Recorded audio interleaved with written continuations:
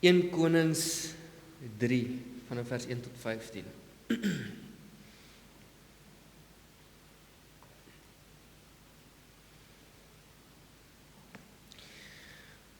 Salomo het die skoonseun van die Farao, die koning van Egipte geword. Hy het die dogter van die Farao as vrou geneem.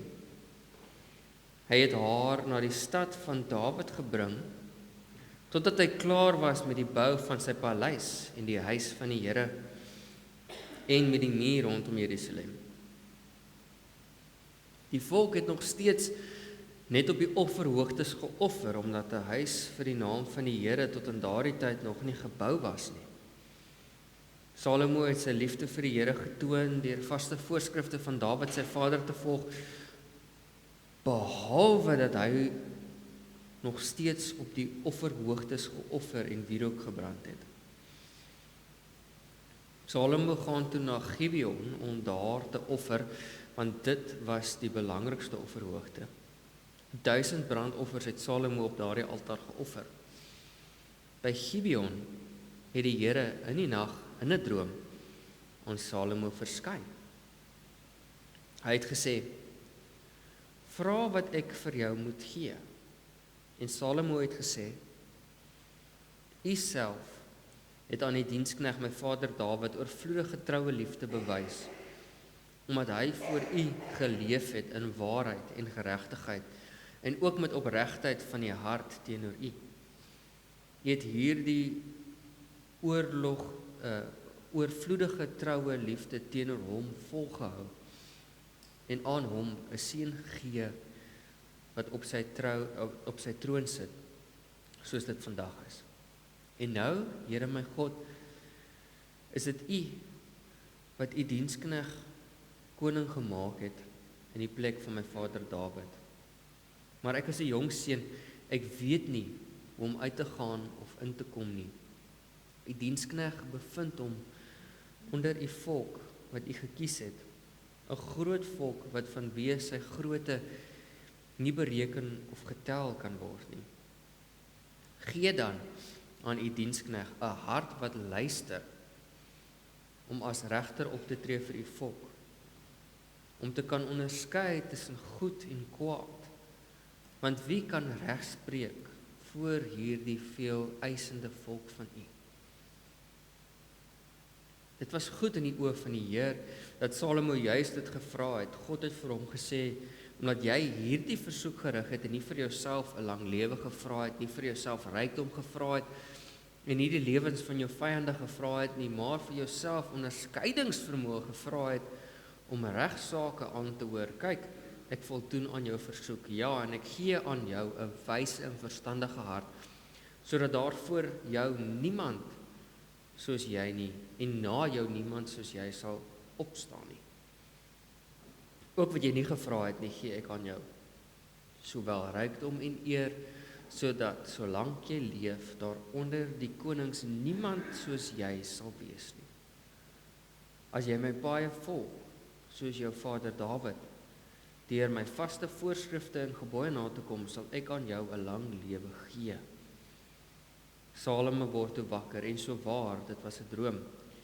Hy het in Jerusalem aangekom en voor die verbondsark van die Heer gaan staan. Hy het brandoffers gebring en maaltydoffers en 'n feesmaal gehou vir al sy amptenare. Ons lees tot sover.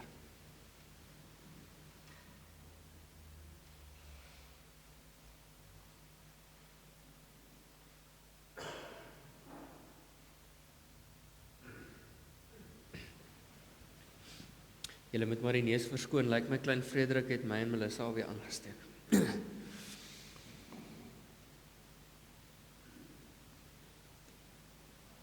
Dit is baie interessant wanneer ek hierdie teksgedeelte lees, en daar's 'n paar dinge wat vir my uitstaan as ek dit weer lees as 'n groot mens, wat nie vir my uitgestaan het toe ek dit die eerste keer gelees het as 'n tiener nie. En dit is vir my merkwaardig om in hierdie situasie te kan lees waar Salomo gevra word deur die Here, wat kan ek vir jou gee? Ek sal vir jou enigiets gee. En dit het my so 'n bietjie laat dink hoe ons interaksies met die Here lyk. hoe ons ook bid en wat ons vir die Here vra. Ek weet nie van julle nie, maar ek is geleer om in 'n rympies te bid. En so die rympie het ietsie soos dit gegaan. Liewe Jesus, baie dankie vir 'n mamma en 'n pappa. Dankie vir 'n sussie, dankie vir ouma en oupa, dankie vir 'n skool, vir 'n bed, vir kos. So 'n rympie. En so dis jou basis rympie, dis soos die fondasie van die toebroodjie of die hamburger wat jy bou. En dan sit jy nou die res van die goetertjies daarby. Ag, liewe Jesus, help asseblief met hierdie toets. Ek is op my senuwees oor die rugby môre of wat ook al, dan sit jy hierdie add-ons by. En dan aan die einde van dit nou alles, dan sê jy nou amen en dan het jy nou jou rympie opgesê en dan het jy nou gebid. Maar ek weet nie van julle nie, maar baie keer as ek hierdie rympies gebid het, dan het ek dit maar so gebid terwyl ek in my bed lê. En dan besef ek tot groot skok dat ek het iets vergeet. En dan moet ek nou weer teruggaan, dat ek nou eers weer vir daai ding bid, want dat die Here net weet ek het daarvoor gebid. Want dan gaan dit nie goed gaan as ek daarvoor gebid het nie. En dan as ek nou besig is met die goed wat ek van vergeet het, dan dink ek by myself, maar het ek nou dankie gesê vir 'n mamma en 'n pappa en 'n suster? En dan het ek myself bevind in 'n eindelose siklus van weer en weer en weer bid, totdat ek nou eintlik maar in die slaap geraak het. 'n Interessante ding is, soos dat ek ouer geword het, het my verhouding met God verander en bid ek al lankal nie meer rympies nie, maar snaaks genoeg, wanneer ek in die aand rustig word, begin ek maar tog by die rympie. Maar ons verhouding met die Here ontwikkel en raak dieper en ons gesels met die Here oor al hoe meer dinge. En dit het my laat wonder oor waaroor bid ons? Want as jy 'n kind is en jy het 'n rympie, daai is eintlik maar 'n lysie wat jy bid van goed wat jy vir die Here vra. En dit is vir my interessant om daaraan te dink, want elkeen van ons kan vir die Here enigiets vra. Ons kan enigiets aan die Here opdra, ons kan kies wat ons met die hemelse Vader oor gesels. So wat kies ons om met die Here oor te gesels? As ons vir die Here enigiets kan vra, wat is dit wat ons dan nou vir die Here vra? Nou, dit is vir my interessant, want in hierdie situasie waar Salomo die geleentheid kry om voor die Here te staan, kry hy ook die geleentheid om vir die Here enigiets te vra wat hy wil. Enige iets, sy hartsbegeertes. Dit is sy geleentheid om die lysie op te sê wat hy soek. Maar dan doen hy iets onverwags. Hy vra vir iets baie spesifiek, hy vra vir wysheid. Nou, toe ek jonk was, het ek die storie geken as Salomo vra vir wysheid, en omdat die Here vir wysheid gevra het, het die Here vir hom wysheid en al die ander dinge bygegee. Maar nou dat ek dit weer lees en ek die teks nader bestudeer, vra Salomo nie vir wysheid net as 'n ding nie. Hy vra vir die vermoë om te luister en te onderskei. Hy vra vir die vermoë om te luister na sy volk en na God en om in wysheid onderskeidings te maak oor mense wat na hom toe kom. En dis 'n bietjie anders as om net te vra vir wysheid, want dis nie iets wat homself net voed nie, dit is nie iets wat hy vir homself bid nie. Hierdie ding wat hy vra van die Here, is iets wat hy vra ter wille van sy amp as koning, en om sy diensknegte en mense wat hom volg te bedien. Hy het nie gevra om meer mag te hê, 'n groter paleis, baie geld of 'n lang lewe nie, maar om 'n goeie koning te wees vir sy amptenare en hulle te bedien. En hierdie punt is 'n baie belangrike ding wat Salomo hierso lees. En ons sal nie verstaan hoe belangrik dit is as ons nie net 'n bietjie terugkyk na die verhale van 1 en 2 Samuel nie. Die Israeliete wou ook 'n koning gehad het soos die ander koninkryke. Maar tot op daai punt het hulle nie 'n menslike koning gehad nie, want God het gevoel hy wil niks tussen hom en sy volk laat kom nie. So God is hulle koning. En so karring die volk aan God, en op die ou einde van die dag gee die Here in en hy sê julle kan 'n koning hê. En so die konings wat toe gekom het is natuurlik Saul en Dawid. Maar dit het nie heeltemal gegaan soos wat God of ek dink die mense gedink het dit gaan nie. Saul begin baie goed. Maar voordat ons weer sien, raak hy heeltemal behebbet sy eie mag en verloor hy die plot heeltemal en draai dinge suid. Dawid was die stereotype, veral as jy in kronieke lees, nou wat 'n goeie koning is. Maar ons weet tog self, Dawid het sy eie foute gemaak en aan die einde van sy lewe het hy maar 'n paar baie simpel dinge gedoen. Hy het iemand laat vermoor omdat hy met sy vroue geslaap het en hy het 'n paar ander dinge op sy siekbed gedoen en op sy ou dag. So die koningskap het nie uitgedraai soos wat die Here of die mense verwag het nie. 'n Koning is veronderstel om iemand te wees wat 'n dienskneg is, 'n verteenwoordiger van God, iemand wat instaan namens die Here met die volk en hulle op 'n goeie manier lei. En dit beteken nie dat hulle nie menslik is of foute maak nie, maar daar's 'n verskil tussen 'n foutjie maak en iemand te laat vermoor omdat jy met sy vrou wil slaap, né? Dis twee verskillende dinge. En so dis duidelik dat die koningskap nie so goed gaan as wat ons sou gedink het dit sou gaan nie. En dan kom ons by Salomo. En ons lees vanoggend se teksgedeelte. En weet julle wat lees mens raak? Dit het ook nie so goed gegaan met Salomo nie. Want wat is dit wat ons lees in hierdie eerste gedeeltes van 1 Konings 3? Salomo het twee goed gedoen. Hy het getrou met die farao se dogter. Die heidense vyande van die Hebreërs. Die mense wat hulle onder slawerny onder hulle duim gedruk het en mishandel het. Die koning van die Israeliete trou met die dogter van die farao.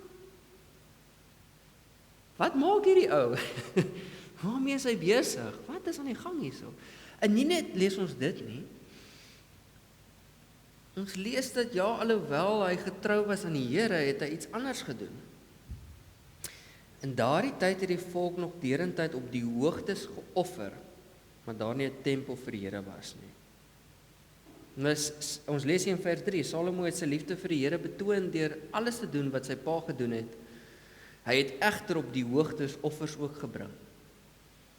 So nie net trou hierdie man 'n vrou van die vyand wat 'n ander kultuur en nie 'n gelowige is nie. Hy bring offers op die hoogtes. En wat dit beteken is op al die berge en al hierdie ander plekke aan weet jy watter gode en dinge, dit is gebruike wat nie reg is nie. Hulle is in Jerusalem, dit is waar hulle veronderstel om aan die Here offers te bring. Salomo is nie veronderstel om rond te loop en by Gibeon duisende of honderde offers, 1000 brandoffers te gaan bring nie. Dis nie wat doen hy daar? Wat 'n voorbeeld stel hy as koning nou eintlik vir hulle? Hy is nie besig om 'n regte voorbeeld vir hulle te stel nie. So Salomo is ook nie eintlik op die regte pad nie.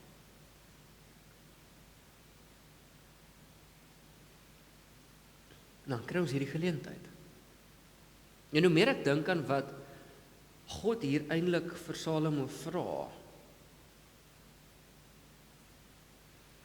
is eintlik 'n bietjie van 'n toets.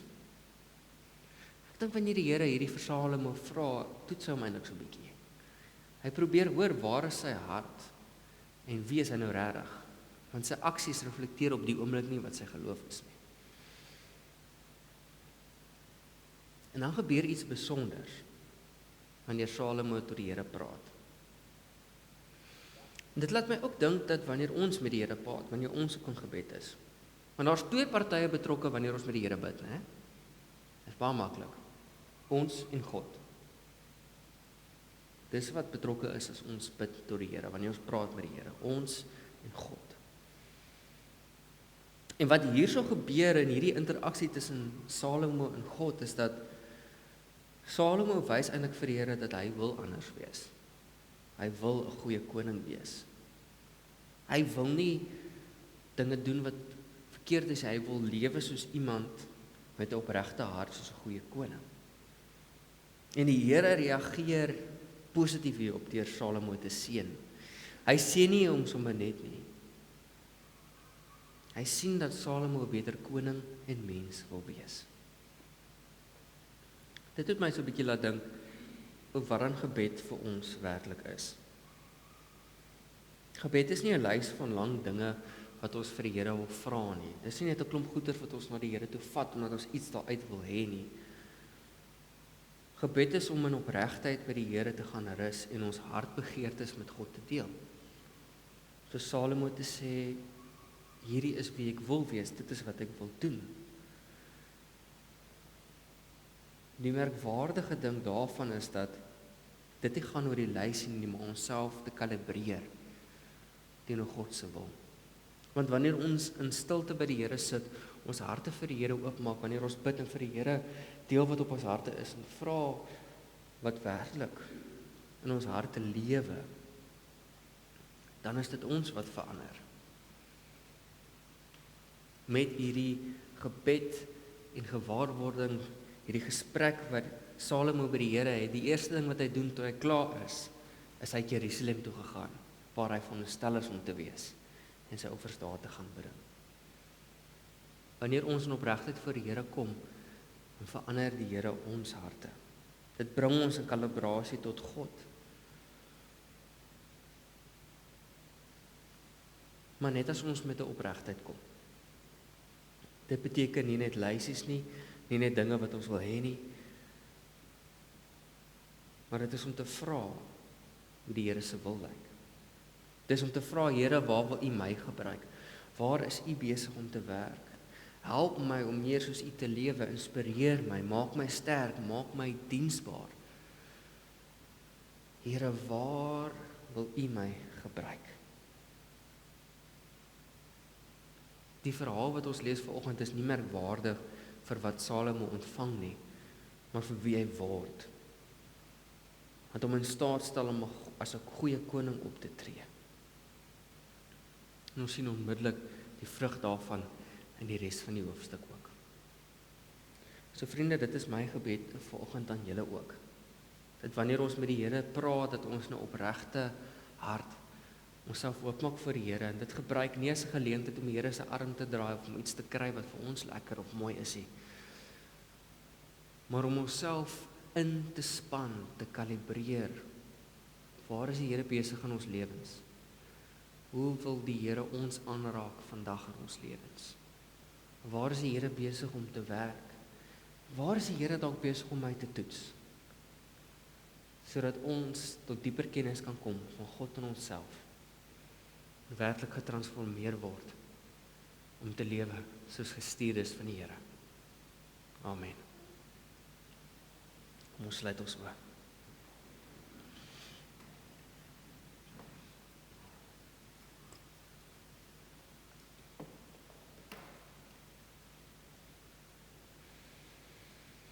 Ons liefdevolle Heer,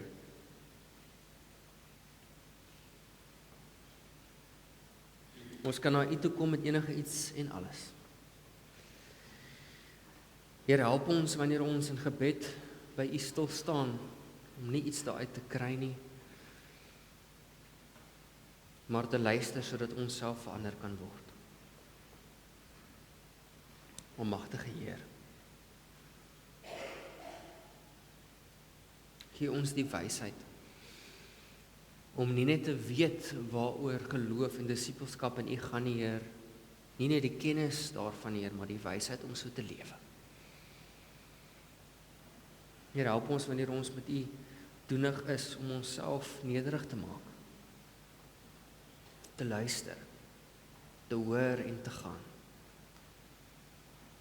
Heer, seën ons met wysheid om te luister en te onderskei, soos wat U ook vir Salomo geseën het. En help ons om nie net aan onsself te dink nie, maar stuur ons sodat ons ware getuies kan wees van U liefde in hierdie wêreld. Amen.